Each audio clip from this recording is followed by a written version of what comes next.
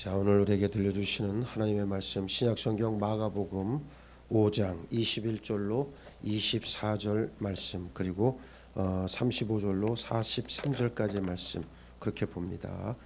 자, 여러분들 가지고 계시는 신약성경 51면 먼저 마가복음 5장 21절로 24절 말씀 봉독을 하겠습니다. 제가 읽겠습니다.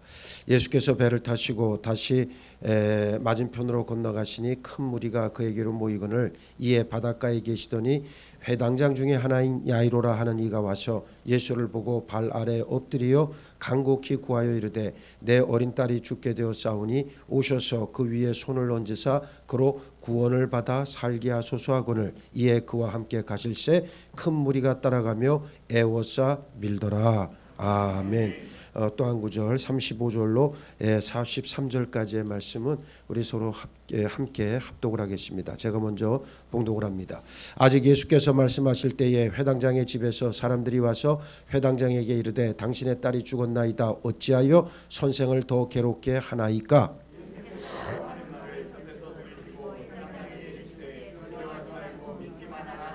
베드로와 야고보의 형제 요한 외에 아무도 따라옴을 허락하지 아니하시고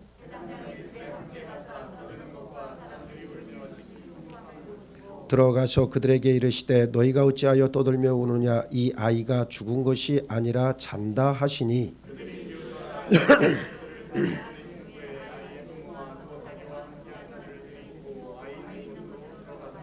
그 아이의 손을 잡고 이르시되 달리 다굼 하시니 번역하면 곧 내가 내게 말하노니 소녀야 일어나라 하심이라.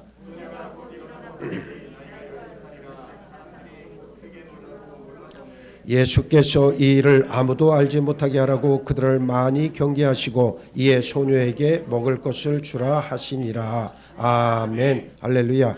할렐루야. 자, 오늘 본문의 말씀을 통해서 힘들고 어려울 때를 당해라는 제목의 말씀을 여러분들에게 전하겠습니다.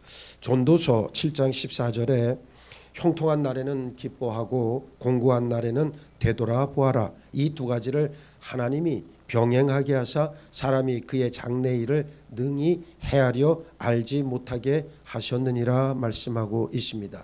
인생의 길에는 일이 뜻대로 잘 풀릴 때가 있는가 하면 뒤로 넘어져도 코가 깨지는 어려움이 닥칠 때도 있습니다. 늘 잘되기만 하는 사람도 없고 늘 어려움 속에서만 사는 사람도 없어요. 이 상반되는 두 환경은 모두 하나님께서 행하시는 일이다 성경은 말씀하고 있습니다.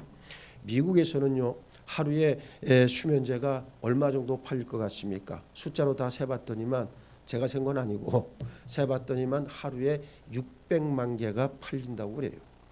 여러분 하루에 수면제가 600만 개가 팔린다고 그런다면 미국 사람들의 정서적인 상태가 가히 어떠한가를 미루어 짐작할 수가 있겠죠. 어디 미국만 그렇겠습니까? 우리나라에서도 요즘 들어 부쩍 마음의 병을 호소하는 사람들의 숫자가 늘어나고 있는 현실입니다.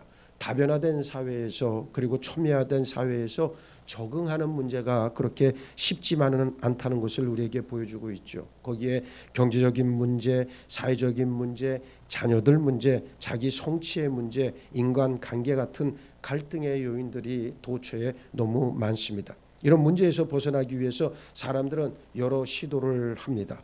어떤 일에 깊이 빠짐으로써 문제를 해결해 보려고도 하지요. 그러나 이런 행동은 문제를 해결하는 것이 아니라 더 많은 문제를 야기할 때가 훨씬 더 많습니다. 그렇다면 우리 삶에서 일이 형통하지 못하고 시련이 오고 어려운 환경이 닥칠 때 우리는 어떻게 해야겠습니까? 전도서에서는 공고한 날에는 생각하라 그랬는데 어떻게 이 문제를 해결할 수 있겠습니까? 본문 말씀에는 어려움에 처한 한 가정의 이야기가 나옵니다. 회당장의 가정이죠. 회당의 역사를 우리가 살펴보면 하나님의 심판으로 이스라엘이 이제 멸망을 당하죠. 남유다가 바벨론에 의해서 멸망당하고 많은 유대인들은 바벨론의 포로로 끌려가서 이제 그때부터 고난의 삶을 살기 시작합니다. 그 후에 세계 여러 곳으로 흩어져 살게 되지요. 성전 중심에, 예루살렘 성전 중심에 예배를 하지 못하게 된 이스라엘 사람들이 모여서 작은 공동체를 형성하기 시작했습니다. 이것이 바로 회당의 출발이에요. 회당에서는 예배뿐 아니라 유대인들의 생활 전반을 관리하기도 했습니다. 특별히 회당장은 회당의 지도자로서 집회를 인도하고 회당 건물의 유지 관리를 책임지는 아주 존경받는 사람이었습니다. 이 회당장의 가정에 우환이 닥쳤다. 오늘 성경 말씀은 우리에게 전하고 있습니다. 사랑하는 딸이 어떻게 됐다는 거예요? 병들어 죽게 되었습니다. 이런 다급한 상황을 만난 회당장과 이 사건 도중에 느닷없이 끼어든 또 하나 불행한 혈루병 여인의 일을 통해서 예수님께서는 본문 36절에서 두려워하지 말고 믿기만 하라 말씀해 주십니다.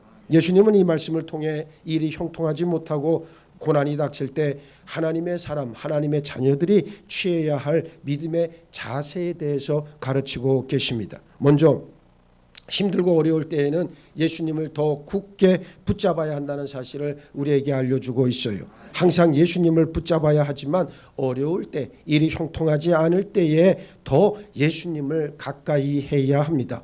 그런데 사람들은 반대잖아요. 자기가 기쁘고 좋을 때는 예수님을 가까이 하는 척하지만 그러나 자기가 고난에 빠지고 힘들고 괴로우면 어떻게 합니까? 하나님을 심지어는 저주하기까지 이르는 모습들을 우리는 많이 볼 수가 있습니다. 예수께서 갈릴리 가버나움 지역에서 사람들을 가르치고 계실 때 한 사람이 예수님의 발 아래 엎드렸습니다. 그 사람은 회당장으로서 야이로라고 하는 사람이었는데 병들어 죽어가고 있는 자기 어린 딸을 살려달라고 간청하고 있습니다. 발 아래 엎드렸다라고 하는 것은 최고 존경의 표현이에요. 사람들로부터 존경받는 회당장이라고 하는 지위를 가지고 있던 사람인데 그런데 나이도 아마 어렸을 것이고 내가 볼 때 예수님이 더 어렸겠죠. 더 어린 청년이었고 그리고 정말 자신의 모든 체면과 지위를 다 내려놓아야만 발 아래 엎드릴 수 있는 거잖아요.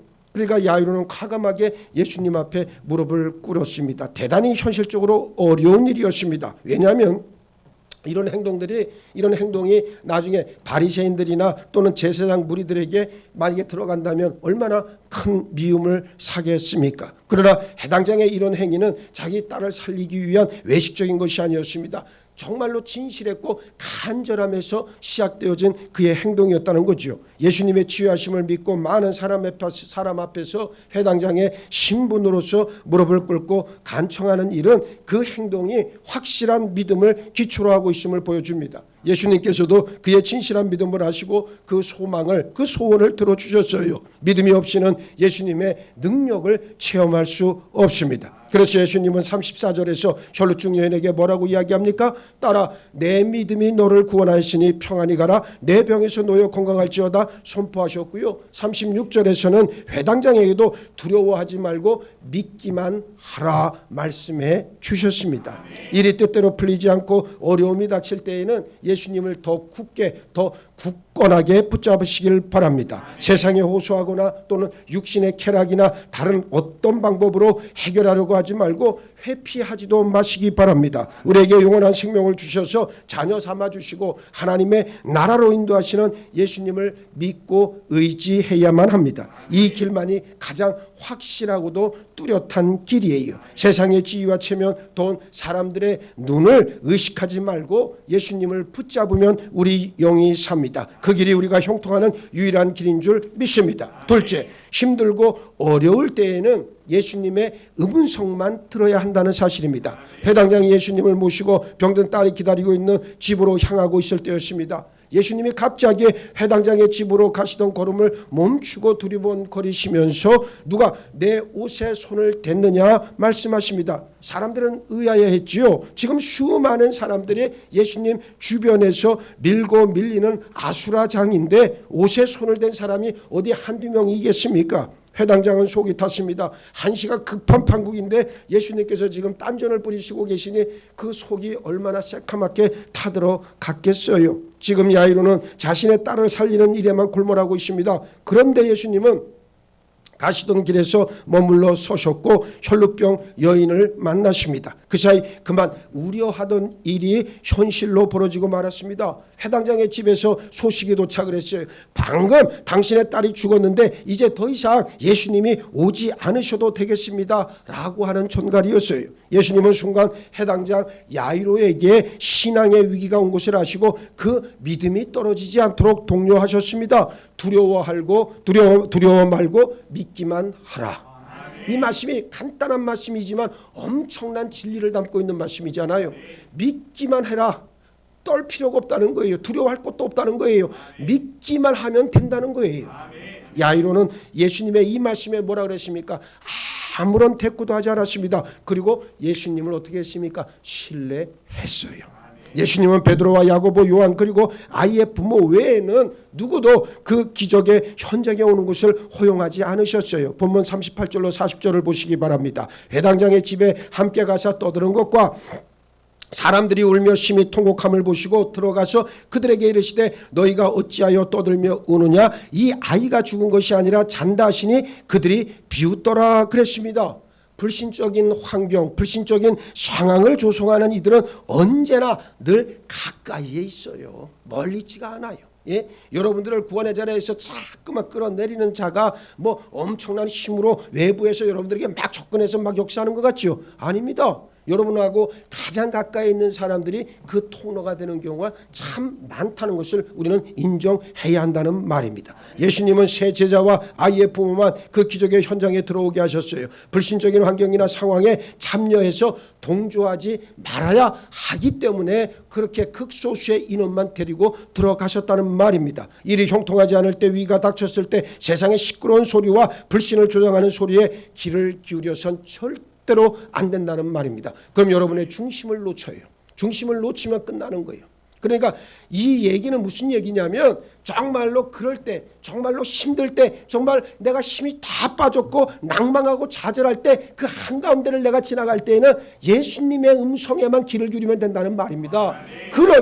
그러면 나머지 것들의 세상 시끄러운 것들을 여러분들이 듣지 않아도 된다는 얘기입니다. 그렇습니다. 그럴 때 오히려 세상의 문을 닫으시기 바랍니다. 예수님의 음성에만 귀를 기울이면 됩니다. 히스기야가 자신의 범죄함으로 인해서 하나님의 징계로 죽을 것임을 들었을 때 세상 문을 모두 닫고 그 얼굴을 어디로 향했습니까? 벽으로 향했잖아요. 이사야 38장 2절로 3절에 히스기야가 얼굴을 벽으로 향하고 여호와께 기도하여 이르되 여호와여 구하오니 내가 주 앞에서 진실과 전심으로 행하며 주의 목전에서 선하게 행한 것을 기억하옵소서 하고 히스기야가 심히 통곡하니 그랬거든요. 예? 벽을 향해서 그의 눈을 갖다가 벽에다 고정시켰다는 얘기는 벽이 뭐 대단한 능력이 있어서가 아니고 세상의 것들을 다 차단하고 이제 벽을 향해서 자신의 시선을 고정하고 그리고 나서 자기의 지나온 삶을 하나님 앞에 내어놓으니 그때부터 나오는 것은 통곡밖에 없었다는 거예요. 예? 통곡이 뭐 대단한 거라고 착각하지 마세요. 여러분 자신의 있는 모습 그대로를 내어놓고 하나님 나를 살려주옵소서. 이게 통곡입니다. 이게 통곡. 이스라엘 백성들이 가나안 땅을 앞에 두고 12명의 정탐꾼을 보냈잖아요. 그중 10명은 적과 꿀이 흐르는 약속의 땅을 좋은 것은 보지 않고 어떻게 생겨먹었는지 순전히 나쁘고 부정적인 것만 보고 와서는 우리는 스스로 보기에도 메뚜기 같으니 그들의 보기에도 그와 같았을 것이라 이런 허망한 보고를 합니다. 그러나 여호수아와 갈렙 두 사람만큼은 다른 10명과 똑같은 것을 봤지만 그 너머 계시는 하나님의 약속을 바라봤다는 거 아니에요? 예? 그래서 뭐라고 이야기합니까? 그래서 그들은 우리의 밥이다 호언장담했잖아요. 예? 여러분 누가 믿음의 사람입니까? 예? 이 여호수아와 칼렙이 믿음의 사람 아닙니까? 왜? 하나님께서 너에게 주겠다고 약속하신 그 땅인데 뭘 더 두려워할 것이냐? 그들이 아무리 우리 눈에 보기에 크고 그 산지가 아주 좋은 땅이고 비옥하다 할지라도 그러나 그건 문제가 되지 않는다. 하나님이 우리와 함께 하시는데 뭐가 걱정이냐? 우리는 하나님만 믿고 앞을 향해 나아가면 된다. 이게 여호수아와 칼렙의 주장 아닙니까? 이게 믿음이죠. 이게 믿음. 예? 우리의 능력이신 예수님을 보고 예수님의 음성에 귀를 기울일 때 우리는 살아날 수 있습니다. 이사야 45장 11절을 보세요. 이스라엘의 거룩하신 이 곧 이스라엘을 지으신 여호와께서 이같이 이르시되 너희가 장래일을 내게 물으며 또 내 아들들과 내 손으로 한 일에 관하여 내게 명령하려느냐 말씀하고 계십니다. 셋째, 힘들고 어려울 때에는 끝까지 예수님을 의지하시기 바랍니다. 회당장이 예수님과 함께 가고 있는 길에도 여러 방해 요소들이 있었음을 알아야 합니다. 예수님과 함께 한다고 모든 것이 망사형통한 것은 절대로 아니라고 하는 이야기입니다. 여전히 방해꾼은 있고 포기하도록 종용하는 시험과 시련도 있기 마련이에요. 그러나 진정으로 자신의 소망을 이루기를 원한다면 포기하지 않아야 한다는 말씀입니다. 어떤 환경에서도 결코 포기하지 않아야 합니다. 회당장 야이로는 자신의 딸이 살아날 때까지 예수님을 신뢰하고 의지하며 끝까지 따랐다라고 하는 사실을 우리에게 알려주고 있습니다. 우리가 믿음의 길을 걸어가면서 예수님을 따를 때에도 똑같다는 사실을 여러분들은 꼭 기억을 했으면 좋겠습니다. 우리가 여러분 험난한 고난의 길을 걸어간다 했을 때 사실은 우리가 곰곰이 생각을 해봐야 돼요. 내가 힘들면 하나님은 더 힘들다는 것을 우리는 알아야 되는데 하나님을 우리는 생각하지 않는단 말이에요. 이스라엘 백성들이 광야 40년에 그 길을 걸어갔던 그 역사는 사실 엄청난 생전 처음 경험하는 그런 고난의 길이었잖아요. 가시밭길이었잖아요. 그러니까 이스라엘 백성들이 틈만 나면 조금이라도 마음의 여유가 생기면 하나님을 향해 원망과 불평을 쏟아냈잖아요. 예? 차라리 우리가 애굽에서 종살이할 때가 훨씬 더 낫다. 그때는 고깃국이라도 먹었는데 이거 나와서 무슨 생고생이냐 말이지. 입만 열면 불평 원망이었잖아요. 그때 하나님께서 뭐라고 말씀하십니까? 내가 너희를 업고 광야 40년을 헤맸다고 말씀하십니다. 그들을 업고 앞서 행하신 분이 바로 하나님이라는 말이에요. 여러분들이 힘들면 힘들 만큼 우리 하나님은 더 슬프시고 더 아파하신다는 것을 인정하면 되는 거예요. 그리고 그 하나님 앞에 온전하게 여러분 자신을 내어 맡기면 살 길이 비로소 열린다는 것을 우리는 인정해야 합니다. 그러므로 힘들고 어려울 때 끝까지 예수님만을 의지하는 여러분 모두가 되시기를 바랍니다. 세상의 것을 자꾸만 의지하지 마시고 나를 위해서 지금도 살아 역사하시고 그리고 지금도 일하시고 계시는 하나님만을 바라본다면 우리는 이보다 더 큰 소망을 어디에서 찾을 수 있겠습니까? 우리 교회가 사실은 그러한 역사의 한가운데에 서 있다고 저는 자부합니다. 그래서 무너져갔던 교회를 다시 일으켜 세워야 되고 그리고 생명이 없었던 그 무성한 잡초만 무성했던 곳에 다시 하나님의 풍성한 과실을 맺을 수 있는 그 은혜를 하나님께서 베풀어 주신 것이 아니냐. 그래서 불가능을 가능으로 이끌어가고 오늘 여기까지 우리를 인도하신 것 아니겠느냐. 저는 그렇게 생각을 해요. 여러분들이 산 증인이고 여러분들이 산 기적의 주인공들입니다. 그러니 하나님만을 의지하고 하나님만을 꽉 붙잡고 나아가시길 바랍니다. 여러분 걱정할 거 없어요. 무슨 뭐 여손교회니 또 남손교회니 교회니 뭐를 여러분들에게 어떤 의무나 또 책임을 요구할 때 자꾸만 거기에 핑계대지 마세요. 사람의 이유를 댈 것도 없고 세상의 풍조를 따라갈 필요도 없습니다. 믿음대로 하면 되는 거예요. 예? 믿음 없이는 절대로 하나님을 기쁘시게 할 수가 없습니다. 믿음이 아니고서는 하나님께로 나아갈 방법이 없습니다. 이제는 여러분들이 하나님만을 온전히 의지하고 나아가서 오늘 회당장 야이로에게 임했던 예수 그리스도의 구원의 역사가 여러분들에게 산 기적으로 드러날 수 있기를 예수의 이름으로 축복합니다. 축복합니다. 축복합니다. 두려워하지 말고 믿기만 하라. 오늘 우리에게 주시는 능력의 말씀, 기적의 말씀, 생명의 말씀인 줄 믿습니다. 돈은 세상의 것들로 사람의 소리로 우왕좌왕하지 말게 하여 주옵시고 오직 예수 그리스도 한 분만을 바라보며 그분의 음성에 귀를 기울이고 그분의 손을 붙잡고 흔들리지 않는 믿음의 길에서 승리하는 우리 창동 제자들교회 모든 믿음의 식구들로 세워주시고 함께하여 주옵소서. 감사하오며 우리 주님 예수 그리스도 이름 받들어 기도하옵나이다. 아멘.